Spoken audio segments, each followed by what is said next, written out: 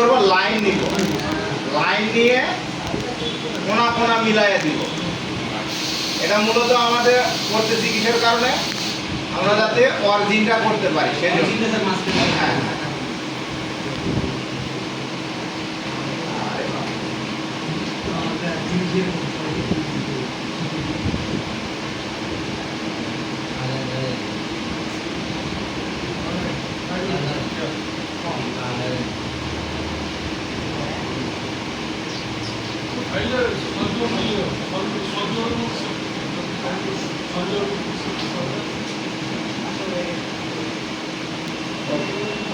এখন আমরা কি করবো, এটাকে অরিজিনে পাঠাবো, x from move to origin. আমরা যেহেতু দুইটা লাইন নিয়েছি তাহলে আমাদের নিতে হবে কি ইন্টারসেকশন, ওয়্যার ফ্রেম। আমরা এই দুইটা লাইন দেখাই দিব, মেটালটা অরিজিনে চলে গেছে। এখন কি করতে হবে বলেন?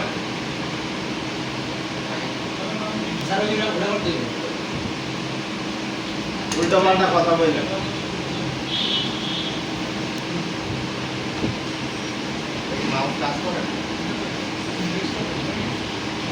এরপরে কি করতে হবে, আমার দেখতে হবে অ্যানালাইজ ডাইনামিক, যে আমার জেডটা 0 হয়েছে কিনা। জেডটা আমার 0 হয়েছে।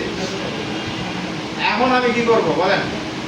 এখন আমাদের মেটালটা আছে হলো সলিড, সলিড থেকে কি করতে হবে, সারফেস করতে হবে। তার আগে আমরা একটা কালার নিয়ে নিলাম, কালার আর কি নিলে আর কি ভালো হয়। এখন কোথায় যাবো আমরা, ক্রিয়েট সারফেস ফ্রম সলিড। ওকে, আমাদের মেটালের ভিতরে একটু হলুদ হলুদ ভাব চলে আসবে। এখন কি করবো, যে কোনো এক সাইডে ক্লিক করে আমরা সিলেক্ট করব। আমার মেটালটা সিলেক্ট হয়ে গেছে। এখন আমরা ডিলেট অপশন তো এখানে কাজ করে।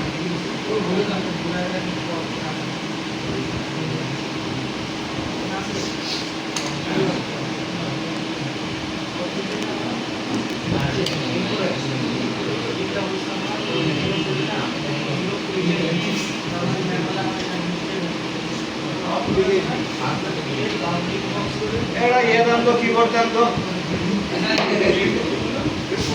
আমরা দিয়ে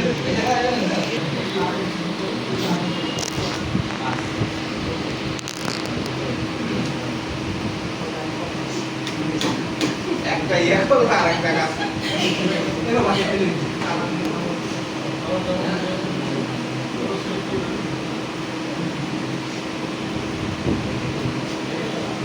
বড় দামে না।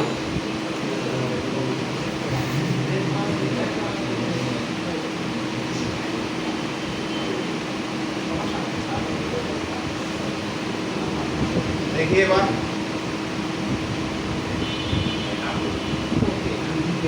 ओके, हम কি করব, আমরা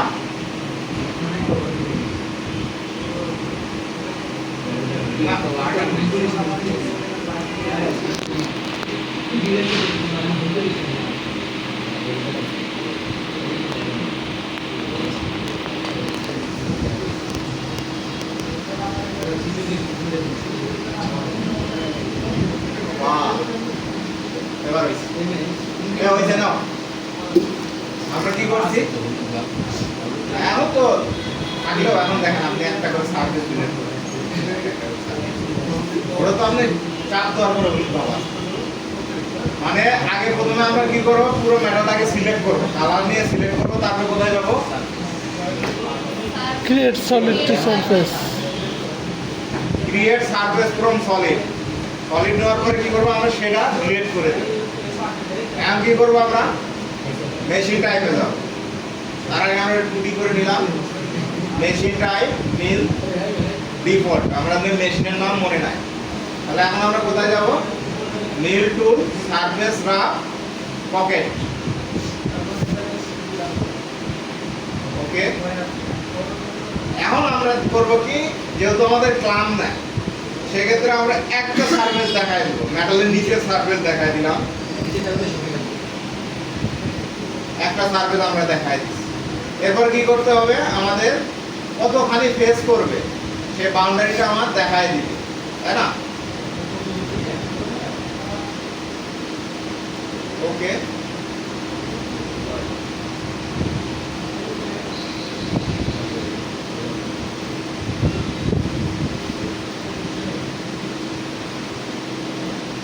মেটালটা আমরা দেখাই দিলাম যে আমার এতক্ষণের ভিতরে আমার ফেস করবে। কত টুলতে ফেস করবেন বলেন? 10 বা 12 একটা দিয়ে করলেই হলো। আমরা এবার 10 দিয়ে করি, যেহেতু আমাদের 10 লাগানো আছে। তাহলে আমাদের টুল ডায়ামিটার হবে 10, শ্যাঙ্ক ডায়ামিটার হবে 10। আমাদের মেটালটা আছে হলো টুলটা আছে হলো 2 নাম্বার হোল্ডারে। ওকে, 2 নাম্বার হোল্ডারে। এখন আমাদের টুলের নাম দিতে হবে। ইতে হলো এনমিল 10, তাই না? এখন আমাদের ফিড রেট আমরা এটা কত দেই? 2000 বা 2500। আমাদের স্পিন্ডল স্পিড 10 এর ক্ষেত্রে হলো 4000। প্লান্স রেটটা ওই যে আমরা দেখলাম না, আইসা কিন্তু 20 মিলি উপরে থামছে টুলটা। এটা হলো আমাদের প্লান্স রেটটা। এরপর থেকে আমাদের এই ফিড রেট অনুযায়ী সে মেটালের দিকে অগ্রসর হবে। ওকে, যেহেতু আমাদের কোনো ক্লাম্প নাই, যেহেতু ডাইরেক্ট কোনো ক্লাম্প নাই, সেজন্য রিজ্যাক্টটা কম করে দিলে হবে। রিজ্যাক্টটা হলো প্রতিবার কাটিং এর শেষে কতটুকু উপর দিয়ে এসে আবার কাটিং শুরু করবে। সিস্টেমটা হলো এক জায়গায় বারবার উঠলে সে একটা সেফ পজিশনে মেটাল থেকে আমি যদি পয়েন্ট 4 দেই, আমার যে জায়গায় ডিজাইন যেরকমই থাক ওই পয়েন্ট 4 থেকে সে আস্তে আস্তে আস্তে আস্তে নামবে। ওকে, স্টেপ ডাউনটা হলো আমাদের প্রতি পাশে কোকটা স্টেপ ডাউন পয়েন্ট 1। কাট ডেপটা আমাদের কোথা থেকে কতটুকু পর্যন্ত কাটবে, ম্যাক্সিমাম ডেপটা হলো আমার 0, আর মিনিমাম ডেপটা সর্বনিম্ন ডেপটা হলো আমার 0, মানে 0 থেকে কাটিং শুরু করবে। কয় মিলি ফেজ দেবেন? আমরা দিতে চাই 1 মিলি ফেজ, -1। 0 থেকে যত নিচে যাবে তত মাইনাস। ওকে, এখানে গ্যাপ সেটিং এর এখানে আমার অপটিমাইজ কাট অর্ডার আছে। অপটিমাইজ কাট অর্ডার হলো যে জায়গায় কাজ শুরু করবে ওই জায়গার কাজ শেষ করে তারপরে আবার আরেক জায়গায় যে জায়গায় কাজ শুরু করবে সেখানে যাবে। অপটিমাইজ কাট অর্ডার না ইউজ করলে এক জায়গায় একটু কাটবে, আরেক জায়গায় একটু কাটবে। মুরগি যেরকম আদান খায়, এক জায়গায় একটু খায় আরেক জায়গায় একটু খায়, এরকম আছে। তারপরে এখানে কি স্টাইল আছে, কোন কোন স্টাইলে আপনি কাটবেন। নরমালি এটা ভালো আর এটা আমাদের স্টেপ ওভার পার্সেন্টেজ হলো আমরা টুলের কত পার্সেন্ট ইউজ করব। প্রথম পাশে তো আমার 100% ইউজ হবে, পরবর্তী পাশে যদি আমি 75% দেই, 25% আমার কাটা অংশের ভিতরে থাকবে, 75% আমরা কাইটে যাবে, কাটে দেওয়ার অংশের ভিতরে।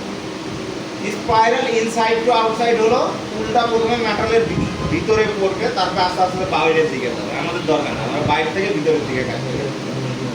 আর আমার ফেসিং এর ক্ষেত্রে ফিনিশিংটা দরকার নেই, ফিনিশিংটা আমি উঠায় দিলাম। ওকে স্যার, এই কুলেন ডাউনটা দিতে হবে। হ্যাঁ, এখানে আমরা একটা ভুল করছি, কুলেন্টটা অন দেই। কুলেন্টটা অন না দিলে ওখানেও অন হয় না। ওকে, এখন আমরা এটা দেখি এটা আমার কয় মিনিট লাগবে এটা দেখার জন্য টুল পাথ অপশনে যাবেন। এই দিকটাতে নিচের দিকে চাপ দিবেন। দেখেন আমার সব মিলিয়ে লাগবে হলো 20 মিনিট 35 সেকেন্ড। আমার যাবে হলো 0 থেকে -1, 1 মিলি ফেসিং হবে। আর এখন এটা কোড জেনারেটর ক্ষেত্রে G01 এ যাব। ওকে, আমরা এখানে চাইলে একটা নাম দিতে পারি যে ফেসিং। ওকে, আমার এখানে একটা প্রোগ্রামের একটা নাম দিতে হবে। আমি দিলাম 4টা 1 দিলাম। এখান থেকে এই টুল নাম্বার পর্যন্ত এতটুকু ডিলিট করে দিবেন। এরপরে এই যে টুল নাম্বার উপর পর্যন্ত ডিলিট করে দিবেন। এরপরে যে M6 মানে হলো আমার টুল চেঞ্জার, টুল চেঞ্জারের পর যেহেতু আমরা টুল চেঞ্জার ইউজ করব না, আমাদের দরকার নেই। আর নিচে এসে আমরা এই লাইনটা উঠাই দিই। বুঝতে পারছেন? ওকে, আমাদের প্রোগ্রাম হয়ে গেছে। এতখানি পর্যন্ত প্রোগ্রামের কার কার সমস্যা আছে সে প্র্যাকটিস করে।